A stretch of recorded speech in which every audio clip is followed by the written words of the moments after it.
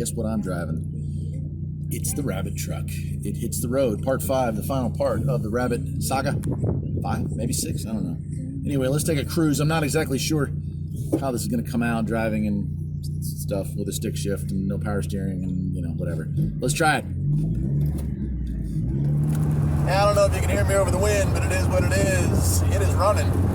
Actually running pretty darn good. This is actually the second trip. So,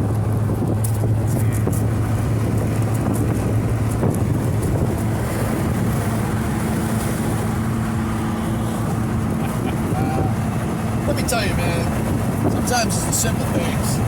Driving a 40-year-old truck to work, it's pretty sweet, man. Driving a 40-year-old truck to work, you were driving the same kind of vehicle in 1989.